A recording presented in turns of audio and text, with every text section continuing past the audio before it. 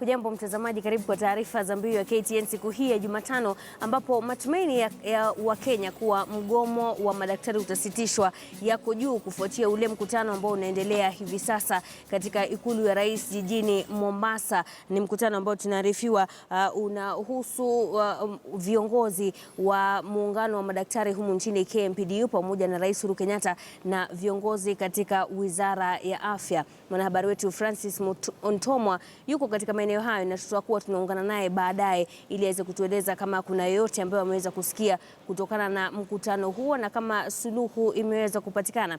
Lakini kabla ya hapo, baadhi ya wazazi kutoka shule ya msingi ya Moi huko Thika walivamia shule hiyo mapema leo wakimtaka mwalimu mkuu kutoa maelezo kuhusu malipo pamoja na sababu za kumfuta kazi mpishi ambaye amehudumu kwenye shule hiyo takriban miaka 17 kunradhi. Wazazi hao wanasema wale wanaowasajili watoto wao kwa shule hiyo kwa mara ya kwanza walihitajika kulipa shilingi 45,000. Afisa mkuu wa elimu huko Gatanga James Kogi alishindwa kueleza ni vipi shule inatoza ada ambazo hazijaratibiwa na serikali. Mwalimu huyo mkuu William Kamau aidha alizomewa na wazazi alipojaribu kuwazungumzia. Polisi walitumika kuwazuia wazazi kuingia ndani ya shule, lakini waliapa kukita kambi kwenye lango hadi wapate majibu.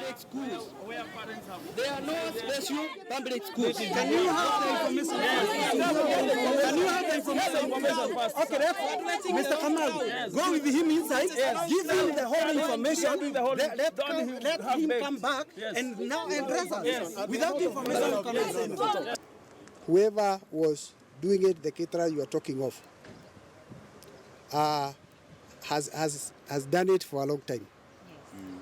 And her contract ended in 2013. Her contract ended in 2013. I have the records. So, when the contract ended, the board of management decided to take over the kitchen program. No, listen. Yeah? Just wait. So, when it took over the kitchen program, because it is the board of management that manages the school. That's why they took over the kitchen program. They have reasons why they took over the kitchen program. The feeding programs imetokana na wazazi, ni sisi tuliinitiate. Lakini all of a sudden sasa sisi kufika hapa asubuhi tunaambiwa mwenye kupikia watoto ameambiwa aende, na sasa mwalimu mwenyewe ndiye atakuwa akipika. So na bodi yake. Na mambo kama ni ya upishi ni ya kukubaliana na wazazi, kwa sababu ni wazazi wenyewe wameamua na ni kulipa tunalipa. Huyo mwenye kupika hapa amekaa for 15 years na wazazi hawaja complain, sababu ndio amuondoe wazazi ndio wangekuwa wa kwanza kucomplain, waseme hawamtaki.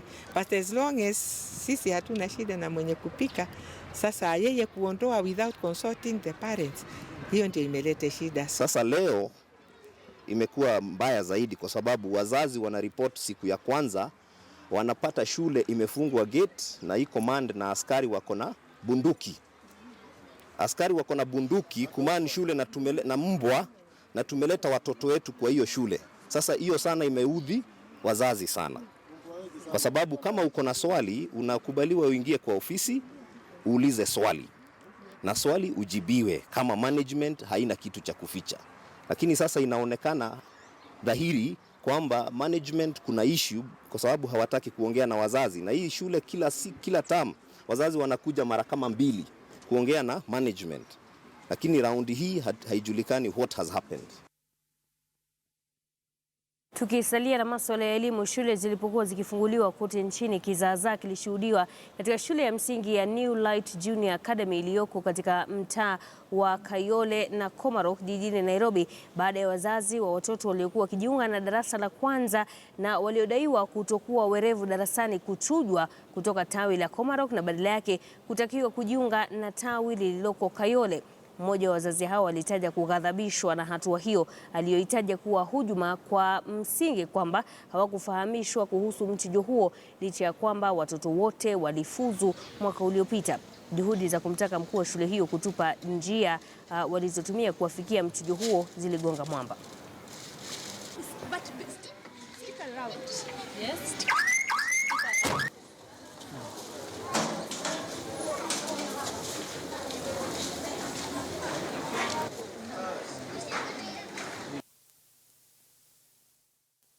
Mwambia niko na shida, mtoto nimeambiwa nasomea hapa na mimi na prefer ende ile shule nyingine ya Komarok. Akaniambia hapana, iwezekani, mtoto atasomea hapa, hivyo ndo tumeamua. Nikamuuliza kwa nini, mnatumia kriteria gani yenye mtoto atasomea hapa? Akaniambia si lazima ujue, nimekuambia hapa lazima tufuate hii karatasi venye tumepanga. Nikamwambia mama, sigombani na wewe, nataka tu kujua ni kriteria gani yenye unatumia, kwa sababu mimi ni mzazi na nalipa school fees, lazima nijue na siko comfortable mtoto wangu kuja Kayole. Akaniambia eti watoto tunaweka according venye wameperform. Nikamwambia watoto wameperform aje na hawakuwa na numbers, all of them graduated, hawakuwa na numbers, wameperform aje na huku tuambia hivyo. Wanafunzi wa shule ya sekondari Chulaimbo huko Kisumu walipigwa na butwaa walipofika shuleni mapema leo kuanza muhula wa kwanza mwaka huu na kupata masanduku na magodoro yao waliohifadhi ndani ya darasa moja yameteketea. Wanafunzi wapatao 60 walipata hasara kwenye mkasa huo.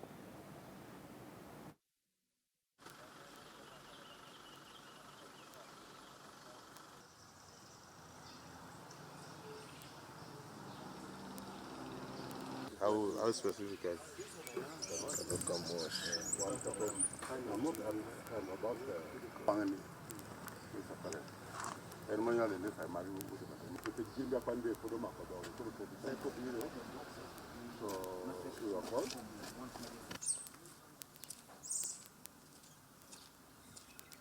The fire started at around 7:40 in the evening and quickly spread to the adjacent classes. That is one north and one east.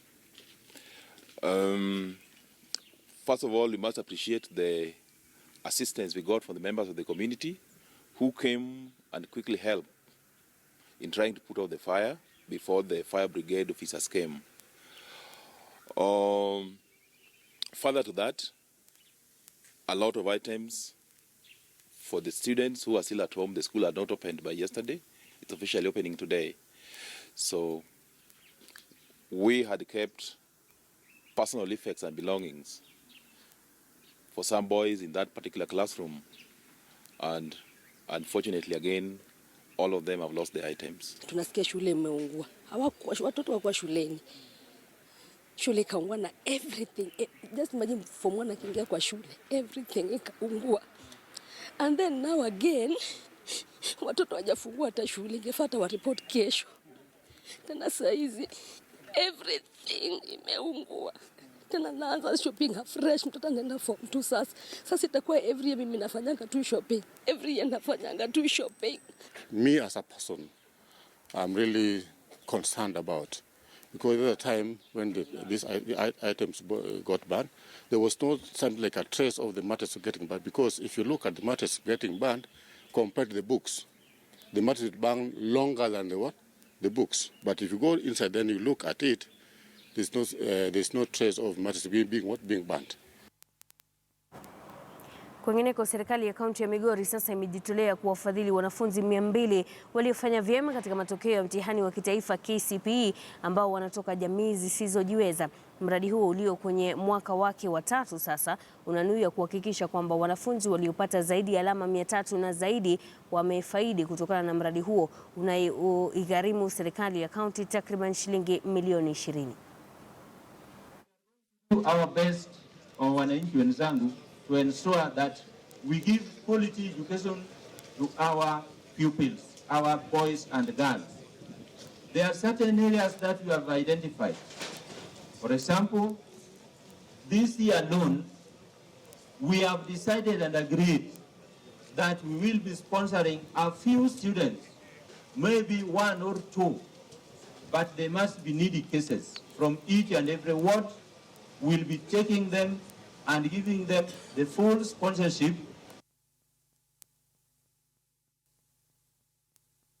Taarifa nyingine inayofungamana na uhalifu, washukiwa 4 wa wizi wameteketezwa hadi kufa na wenyeji katika mtaa wa London mjini Narok. Bidhaa za elektroniki zinazokadiriwa kugharimu shilingi 100,000 pamoja na pikipiki zilipatikana kutoka kwa washukiwa.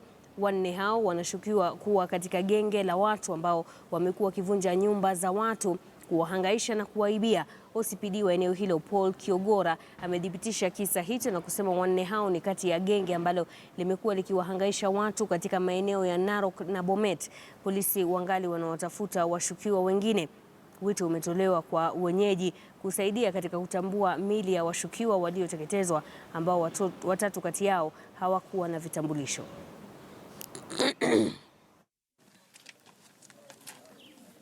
Hii ni wale wanauliwa area hii ni wakora ambao wameterrorize watu sana. Hivyo ndio tulisikia ikiendelea. Na tulikuwa tunakemea sababu hatutaki mambo ya ukora sababu inazidi. Na ndio tulikuwa tunataka hata iishe, lakini isipokuwa wameuliwa sababu ya hiyo mambo yao ya uovu. Majirani wakawa wanapigana simu, ndio wakaenda kwa store pale hao wanaekanga vitu, na mmoja wao alikuwa na kisu. Ndio sasa wakasemekana, walikuwa wanasema wasamehewe, ndio watu wakasema hakuna haja msamehe na mmeua wengine pia na kisu.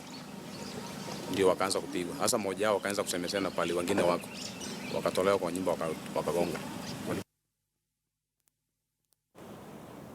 Hebu sasa tuende kwake Victor Ogali akiwa mjini Nakuru, ambapo anasimulia masaibu ya wachapishaji vitabu ambao wanadai kwamba biashara imeathirika.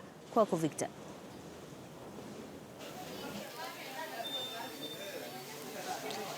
Naam, ni shamra na harakati na pilka za mwisho za kurejesha watoto shule. Ni muhula wa kwanza umeanza baada ya sherehe za Krismasi na mwaka mpya, na kila mahali unakokwenda hapa mjini Nakuru, iwe ni katika benki, iwe ni supermarket, maduka ya kuuza sare za watoto, maduka ambayo pia yanauza vitabu au bookshop kwa lugha ya Kimombo, foleni ni ndefu na kila mtu ako pale angalau kununulia mwana wake, iwe ni binti yake, vitabu na kuhakikisha kwa wamerejea shuleni. Na tuko katika duka moja la kuuza vitabu hapa mjini Nakuru kwa jina Patmart, na tutapata kuzungumza na baadhi ya watu ambao wako hapa, watuelezee tu labda biashara iko vipi na changamoto ambazo wanapitia. Karibu kwenye KTN News, labda tuelezee tu biashara iko vipi hasa wakati huu ambapo watu wanarejea shuleni. Watoto ni wengi, wazazi wamekuja na wamekuja siku za mwisho, kwa hivyo tunawangojea kwa wote wamekuja na wamepanga laini tujaribu kuwasaidia warudishe watoto shule. Katika harakati za kuwahudumia, sababu nikisimama hapa naona kuna zaidi ya watu 50, watu kwa kila pembe, labda sijui mumepata labda kuongeza idadi ya watu ama wahudumu ili kusaidia wateja wakija ili kazi iende haraka, sababu nimetembea maduka mengine kama pale Shoutfitters, nimeona pia wamejaribu kuongeza watu, wale watu ambao walikuwa wameenda likizo ama off wameitwa warejee kazini. Wakati wa Januari huwa tuna expect watu wengi kwa sababu wazazi nao wanakujaga siku za mwisho. Kwa hivyo huwa tunaongeza wafanyikazi na ndio tuweze kuhudumia wateja wetu kwa njia ya haraka. Kuna baadhi ya masharti ambayo serikali imeweka kupitia wizara husika ya elimu. Kuna vitabu ambavyo, kuna vitu ambavyo tulikuwa tunanunua wakati wetu tukiwa shuleni, kama kuna kitabu cha Golden Bells cha nyimbo, kuna kama kamusi, lakini wakati huu wazazi ambao nilipata kuzungumza nao wanatuelezea hapana, tununui vitu kama hivyo sababu tukifika shuleni tutavipata pale. Labda sijui wewe hapa umeshuhudia jambo kama hilo, na je, kama umeshuhudia kibiashara unaona labda litaathiri upande mwingine? Kusema ukweli, mwaka huu imekuwa mwaka umetatiza sisi watu wa biashara ya vitabu sana, kwa sababu kutoka siku zile sisi tulikuwa tunasoma, hata siku ile nyinyi mlikuwa mnasoma, hata siku ile watu wa serikali walikuwa wanasoma, watoto huwa wanaandikiwa list ya vitabu, na hizo vitabu si za shule, ni vitabu za kusaidia mwanafunzi, kumsaidia kusoma pamoja na vitabu zile zingine ambazo ziko kwa shule. Kitabu kama dictionary inasaidia mtoto wakati anafanya English, wakati anasoma masomo mengine anajaribu. Lakini wakati huu serikali iliamua kutoa hizo vitabu zote wakati wa mwisho, na hatukuwa tunajua kitabu kama dictionary, kitabu kama kamusi, kitabu kama atlas, kitabu kama Golden Bell, kitabu kama atlas, hizo vitabu zote na nectable ile ambayo mtoto lazima atumie kwa hesabu.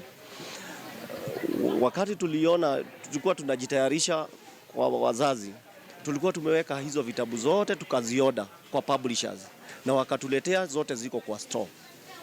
Lakini serikali siku ya mwisho wakasema watoto wote watolewe hiyo list. Hiyo list itolewe kwa admission letters zao zote. Kwa hivyo mtoto sasa akikuja hapa pengine ananunua bairo peke yake na raba, wanaenda shule. Sasa hii kitu imetuadhiri kabisa sisi kama watu wa biashara ya vitabu. Na ni kitu hatukuwa tuna expect. Tumeweka hizo vitu kwa stock, tumenunua kwa publisher, tumechukua loan kuweka kuzinunua. Tumeenda kwa publisher, wametuletea hizo vitu, wanataka hizo pesa. Sasa hatujui tutafanya nini baada ya watoto kurudi shule na hizo vitabu kuwa nazo kwa store. Na kama mwenyekiti wa muungano wa watu ambao wanauza vitabu, wauzaji vitabu hapa nchini Kenya, labda mmepata kuwasiliana na serikali ama wizara ama labda kuwapelekea ujumbe ama kitu kama proposal kuelezea labda mungefanya hivi na hivi ama mungetusikiza ili kuwe na uwiano, sababu ni kama wanaona upande wa watu ambao wanauza vitabu hasara iko kwenyu sana. Kazi ya biashara ya vitabu si biashara ya kawaida kama biashara hizi zingine, kwa sababu ni biashara inahusu serikali, inahusu mwanafunzi ambaye analipiwa na serikali kuwa kwa shule. Kwa hivyo mara mingi tumeuliza serikali itusikize saa ile inataka ku make decisions, tough decisions kama hizo, kwa sababu sisi ndio huwa tunaongojea hawa watoto na sisi ndio tunawaprepare kwenda shule. Kama wanafanya mambo bila kutuhusisha inakuwa ngumu sana. Tumekuwa na wakati mgumu sana sisi kama watu wa biashara wa vitabu.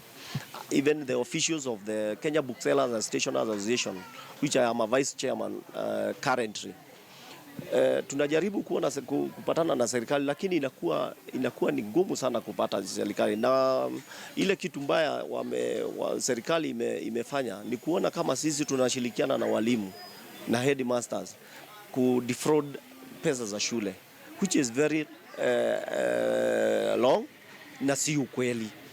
So sasa wanafanya mambo ya serikali bila kuhusisha sisi kama stakeholders, kwa sababu decisions kama hizo tunatakiwa kujua. Circular kama hiyo ya kusema watoto hawataenda na kitu kwa shule, tunatakiwa kujua in advance, ndio sasa tujue hatutaweka hii, tutaweka hii, kwa sababu ni vitu zinahusu serikali, ni vitu zinahusu mwanafunzi, ni vitu zinahusu mzazi. Na sasa ile tuna budget hata kwa duka zetu.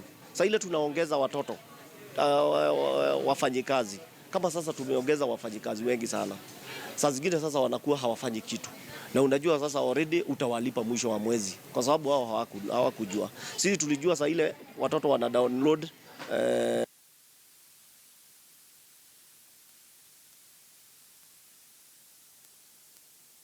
pengine walikuwa wameweka zote, zilitolewa zote, so sasa tunakuwa tumechanganyikiwa.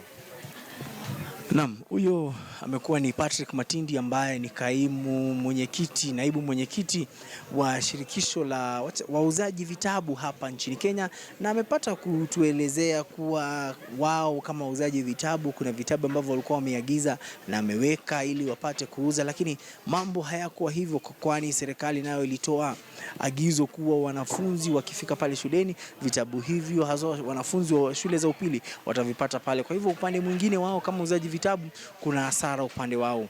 Kutoka kwangu mie Victor Gali na warejesheni studio. Asante sana Victor Gali hapo kutoka kaunti ya Nakuru. Moja kwa moja basi tuelekee hadi katika kaunti ya Mombasa, ambapo kama tulivyokuarifu awali, mkutano kati ya muungano wa madaktari humu nchini katika ikulu ya rais jijini Mombasa unaendelea kutafuta suluhu kwa mgomo unaoendelea wa madaktari ambao umeingia siku ya 31 hii leo. Hivi sasa basi tunaungana na mwanahabari wetu Francis Ontomwa ambaye yuko jijini Mombasa. Ontomwa, hebu tueleze kama tunajua ni kina nani haswa wako kwenye mkutano huu. Na Mashirima, ni kweli kuwa kurunzi yetu inasalia katika ikulu ya Mombasa, ambapo muungano wa madaktari na vile Rais Uhuru Kenyatta wanafanya mkutano kuweza kutatua mgomo huu wa wauguzi ama wahudumu wa afya ambao kwa sasa unajiri ama unaweza kwa mwezi mmoja wahudumu wa afya wamekuwa katika mgomo huu, na ni swala ambalo limekuwa likiwakera na Wakenya kuteseka zaidi, na ni swala ambalo Rais Uhuru Kenyatta inatarajiwa pakubwa kuwa sasa ataweza kulitatua. Ni mara ya kwanza tunaona Rais Uhuru Kenyatta akihusika moja kwa moja katika mgogoro huu, na hii labda kidogo inatoa imani kwa Wakenya kuwa huenda sasa mwafaka ukaweza kufikiwa wakati huu. Lakini kufikia sasa tunaelezwa kuwa mkutano huo bado unaendelea. Ilitarajiwa pakubwa kuwa mkutano huu ungeanza mwendo wa saa 4 asubuhi, lakini kulikuweko na kucheleweshwa kwa mkutano huu. Mkutano huu kaanza mwendo wa saa 6 hivi, lakini kuna matumaini ambapo tulikuwa tukizungumza na baadhi ya vigogo wa muungano huu wa madaktari wakisema kuwa wanaimani kuwa wakati huu wataweza kuafikiana, na lile ambalo hatujaweza kudhibitisha kufikia sasa ni ikiwa labda upande wa serikali utakuwa na na masuala tofauti ambayo wangeweza wataleta mbele ya madaktari, ama bado suala litakuwa lile ambalo muungano huu wa madaktari umekuwa ukikataa katakata. Lakini kufikia sasa bado imani ipo, na kufikia sasa tunavyozungumza mkutano huo unaendelea hadi sasa, Mashirima. Kama mazungumzo haya yanaongozwa na serikali kuu, ilhali utekelezwaji unastahili kufanywa na kaunti, lakini baraza la magavana ni kama halijahusishwa kwenye mazungumzo hayo. Hebu tueleze kidogo kuhusiana na swala hilo. Bila shaka ndilo swala tata katika mgogoro huu mzima, na ni swala ambalo huenda likaathiri mwafaka ambao utafikiwa siku ya leo, kwa sababu baraza la mawaziri halijahusishwa moja kwa moja katika mazungumzo haya, na kuna wasiwasi kuwa huenda hata ikiwa mwafaka utaweza kuafikiwa siku ya leo, ili linaweza bado kuwakera baraza lile la magavana, na labda wakaweza kuibua masuala mbalimbali, ukizingatia kuwa swala ama mambo ya huduma ya afya ni mambo ambayo yamegatuliwa. Kwa hivyo huenda baraza la mawaziri lisikubaliane na yale ambayo yatatokea siku ya leo. Lakini pakubwa Wakenya wanazidi kuzungumza, wanazidi kusema kuwa ni wakati ambapo swala hili zima lipate kukamilika, migomo ipate kukamilika, ili hali ya kawaida iweze kurejea katika hospitali za umma. Lakini kufikia sasa bado tunazidi kungoja, Mashirima. Asante sana Francis Ontomwa kutoka studio zetu katika kaunti ya Mombasa. Tutakuwa tunarejea kwake katika taarifa zetu za baadaye ili tuweze kujua kama mwafaka umeweza kupatikana katika mkutano kati ya Rais Uhuru Kenyatta na muungano wa madaktari humu nchini pamoja na viongozi kutoka Wizara ya Afya. Kumbuka ni mkutano ambao unaendelea katika ikulu ya Rais jijini Mombasa katika kile kinachokisiwa kuwa kutafuta mwafaka wa kusitisha mgomo wa madaktari ambao umeingia siku yake ya 31. Hii leo mtazamaji, napumzika kidogo, nitarejea na maelezo zaidi kuhusiana haswa na makubaliano haya ambayo madaktari wamekuwa wakisisitizia. Huu mkataba ambao unafahamika kama CBA uliostahili kutekelezwa mwaka 2013 unahusu nini? Endelea kuwa nasi.